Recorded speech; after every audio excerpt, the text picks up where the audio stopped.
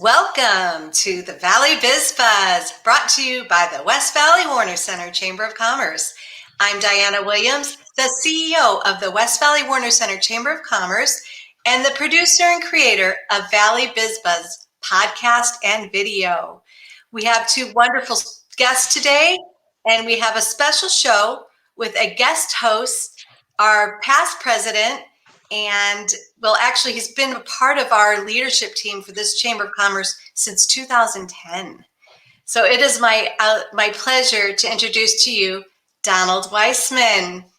Gentlemen, I'm going to join the audience and have a lot of fun. Bye-bye. Thank you. Thank you, Diana. Welcome all. Our special guest today is Steve Fazio, Fazio Cleaners. Steve, welcome. Thank you very much. Normally I would do a bio introduction of the guest, but I'd like you to kind of introduce yourself, give us some of your background. Sure, I guess. Well, third generation Fazio Cleaners, been around since 1947. I bought the company from my dad and my uncle in 1990 after having worked for them for 12 years. We were part of another group of non-family members for many years, and we kind of went our own separate ways in a very, very friendly manner. So we've got several locations in the general area and a couple in Summerlin, Nevada, and happy to chat about the state of what's going on in the industry, if you will, insofar as the COVID years, which we all hope will be in the rearview mirror sooner versus later. And whatever else anyone may want to talk about insofar as the dry cleaning and laundry industry. Well, we're certainly going to spend some time talking about that. I do have a question for you, though. I understand that you were a LAPD reserve officer for some period of time. Yeah, I've entered my 40th year this year. Can you believe that? It's so crazy when I look at myself in these podcasts with gray hair, you know. But yeah, since my academy date was 1081. So here we are in 2021. So it's a lot of hash marks. You know, every 5 years you get another hash mark.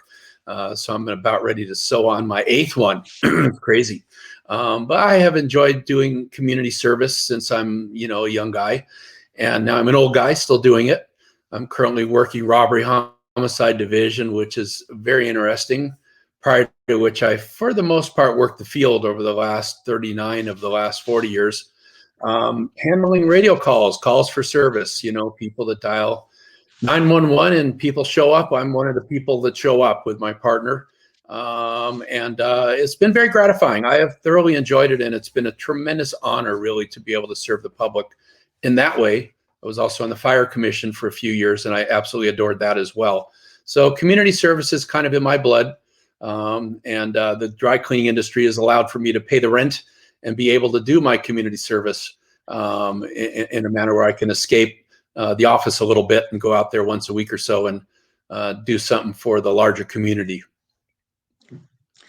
Well, your family running the business for generations before you took over, seems that there's a business platform or business model already in place. When you took control of the reins, did you change the platform or model at all?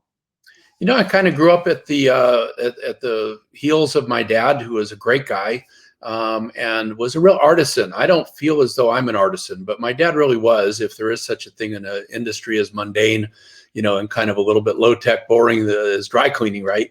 But there's some skills that you acquire or create yourself over time. And my dad really was the artisan. So I grew up at his feet, and he trained me and passed along what he could. But I did it a little differently. My dad was old school, rest his soul. He was the guy that was up at 5 a.m. and came home at 6, had dinner, watched the news, and then went to bed. And that was his 6-day-a-week routine. Incredible guy, as was the case for, I guess, many in that generation. And, I kind of thought about the industry and the business as I grew up, that I wanted to do it differently. I wanted to delegate a bit more than the way in which my dad did. He called himself a benevolent dictator, and I kind of thought about it in terms of growing the company beyond where my dad left off with management. I went back to school when I was 30 for an MBA, because it became clear to me that I'm now responsible for my mom and dad's retirement. I think I woke up at about 2 a.m. in a panic. I better not goof this up. So I went back for an MBA, and I kind of got the school bug. I was a horrible student younger, but it was funny what happened when I did my MBA by refinancing my house to pay the tuition. I became a very good student all of a sudden. I did well, and I enjoyed that at Pepperdine. And then I went on actually to do a doctorate at Pepperdine, which I very much enjoyed as well. I did that on leadership in family businesses. And so I've sort of delegated authority into the system and allowed for my managers to learn what they, what they need to learn over the years. And I have a very dedicated management group who I adore. We're like family, really. We run it like a family business, even though no longer is it a family business. I'm just close to them, and they do a great job. And I try to set the goals and deal with the forecasting and the strategy, and deal with the compensation packages, and they execute, and they're amazing. You ran for public office a few years ago, I believe, as state senator for the West Valley district. Did this experience change your view of business or your business model at all? It didn't change my business model. It didn't really change my view. It's sort of, what would you say? I'm not sure how to characterize it. I think it's important. The Senate districts are 1 million people. So the district I ran in, which is now, our state senator was Fran Pavley. It was an open seat. Now Henry Stern is our state senator. Henry and I are close friends, by the way. We ran on different sides of the aisle, but there wasn't as much that separated, us as one might think. I really ran because I'm a small businessman, because I love law enforcement. I've been a policeman for 40 years now, and fire commissioner and educator. I also taught at Pepperdine. Those are really the reasons and the motivation that I ran. So I ran on a platform of small business, I ran on a platform of education, and I ran on a platform of public safety. And really, those are nonpartisan issues. Like most folks in California, I'm a social liberal and a fiscal conservative. The social issues I line up pretty well with most people in California. I'm not a right winger. I just am a little bit center right. And it was a really interesting experience. And what I found mostly was that California, Sacramento, it's a stronghold with regard to, you got to raise money to win. And basically the money pours in pretty well for one side of the aisle more than it does the other. And it's kind of a tough road to hoe. But like I said, my wife was a very big part of the race, Nicole, and we actually thoroughly enjoyed meeting people in the district. We both grew up here. We both have families here. We raised our kids here. The district goes from Malibu to Magic Mountain, and then Malibu on the other artery all the way almost to Camarillo, and then back through Thousand Oaks, Newberry Park, Westlake, Simi Valley, the San Fernando Valley from Reseda on west and down into Valencia. So it's really kind of like, where I've called home my whole life. And so it was really fun. I caught up with a lot of older friends as a result of running. And I met a tremendous amount of wonderful people when I ran, and made some great friends on both sides of the aisle. It was very much less partisan than one might have thought. It really was not contentious at all. I ran, against folks that I'm friendly with, each and every one of them. And it was a lot of fun. I would have liked to have won, but I didn't, which is probably better off for my mental health in California. But it is what it was. It was a chapter in my life that I will cherish. Okay. Moving on to more recent times.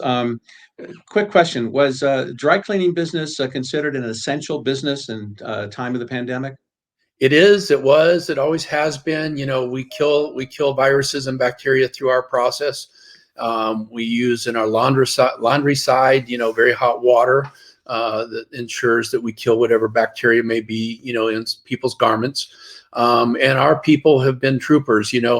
It's very interesting how certain industries have been now allowed, starting today, actually March 1st, to go ahead and take the vaccine. But here, my folks have been there on the front line since day one, handling clothes and dealing with our customers.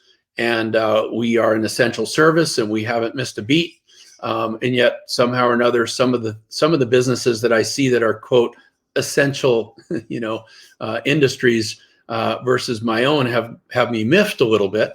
But we are out there, Monday through Saturday, all kinds of hours within each of our locations, doing our part.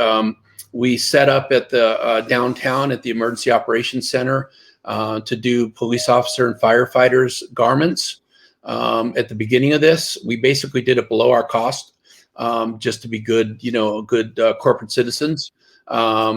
When things kind of slowed down a little bit with regard to what was going on there, we curtailed that particular activity, but we were there for a good 5 or 6 months. We've offered to do clothes for the homeless and other things. So doing our part, we live in the community. I live, in the West Valley and grew up and went to El Camino and went to Pepperdine, as I said, and went to Monroe High School. And, my mom lives in Woodland Hills. My uncle lives in Westlake. My other uncle lives in Simi Valley. My kids live in the area. So, I'm part of the community, and we want to do what we need to do and what we can do in a time of need. And we do that during fires or whatever we can do. We've always tried to be good corporate citizens. You and I are going to have another conversation another time, because I too am a Viking. 1978. A little before you. I won't tell you how much before. All right. Did you find that the habits of your customers changed because of the pandemic? Yeah. My joke to friends is that all my customers are wearing pajamas all day long. So it's been very, very tough on my industry, from coast to coast and everywhere in between, and very tough out here, as you can imagine, in the LA region, because we've been shut down maybe more than other regions in the country. So yeah, extraordinarily difficult. We've had to lay off some employees, as I suggested. They're kind of like family members, and to have to do that with folks that have been with us for 15, 20, 25 years is heartbreaking. But I'd rather see them collect unemployment than cut their hours all the way down. It was better for them, but I think a lot of them now have moved, so these are people that we may not see back in our company. And it's very, very hard on me emotionally and my staff emotionally to know that people that have worked hard for us for all these years are not people that may come back. We're still waiting it out. We're hoping that things will come back, by the time some of the vaccines take hold, middle or third quarter of the year. What kind of feedback did you receive from your customers during the pandemic regarding your operations? It's kind of sad, because a lot of our customers, we develop relationships, as you do in your practice, as Diane does in the chamber. I mean, it's a life, where you make friendships with people, and so they feel the fact that they're giving you 2 pieces a week versus 10 or 12, and our drivers are still out there every day, and the drivers, go to someone's home and they almost kind of like get the homeowner saying, "We're really sorry, we only have a couple pieces for you. We feel bad. We know that you're probably struggling, but we just don't have anything, to give you." And so it's been tough, on everybody. I'm hoping we'll be able to continue to persevere, and that we'll be able to, again, turn the page on this sooner versus later. But we also know that there's going to be a percentage of our customers, that are professional service providers that may end up having to curtail some of their office time, or maybe they're going to reduce their footprint in their office structures to save a few dollars for a while. And we may not see things come back for a while. And we're just going to have to do the best we can to continue to play through it and adjust our strategy based on what we're experiencing. Did you provide any additional services over the past several months in hopes of either having customers return or promoting, soliciting new business? We've banged our heads against the wall trying to figure out what more it is that we could provide that other people are not already providing. We did at this outset make some masks. Our tailors were, more than happy to do that, but you can't make them in any number when you just have 1 tailor, 2 tailors per premise. So yeah, it didn't really go anywhere. It was something that we were doing to try and help out some people. Had asked that some sewers had material, and they asked us if we could do some things for them, and we did some things for them. But PPP, we really haven't been able to find a new niche within which we can really take, quote, advantage. Not that we would want to do it in a inappropriate way, but we haven't really been able to figure out how to adjust our strategy and our locations to do anything beyond what we had been doing. I'm open to suggestions. Well, you have drivers, so you have pickup at people's homes, and do you offer curbside service as well? Yeah, I mean, anybody that toots their horn or calls us in advance, we run out to the car and grab a bag, or they can drop it off. And we try to make it, always have, we have customers that are not able-bodied, and they'll call us a lot of times and say we're just about to pull up, and we'll run out and grab their garment. But yeah, we'll do whatever it takes. I mean, our pickup and delivery constitutes a pretty good percentage of our business. So our drivers are, in people's homes all the time. A lot of them have keys to people's homes and different methods by which people prefer to use us to hand off the clothes to us. So that's really where we see, sort of the ability to have people less inconvenienced, I'll say, to utilize the service. Were you, excuse me, was Fazio Cleaners able to secure any PPP funding? Yes, thankfully we were, and that was extraordinarily helpful. And both the first as well as now this second round, so it's kind of a funny feeling if you're a business owner, because it's a finite amount of money, obviously, inappropriately. So you're kind of like, okay, so now we have this, this little bit of extra money, and it can go towards payroll, which is a godsend, and it can go, towards our property owners who have been, for the most part, very cooperative, and utilities and some of the essential things that we have to do to remain in business.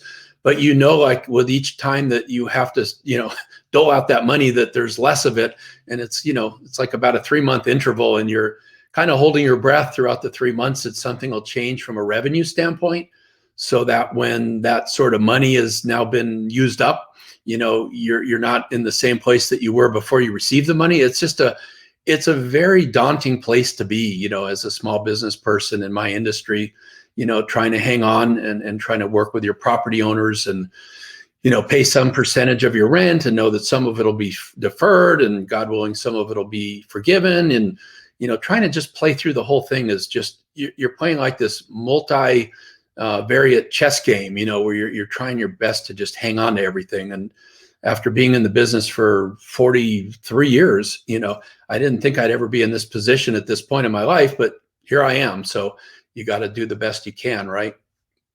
Yeah, you do the best you can.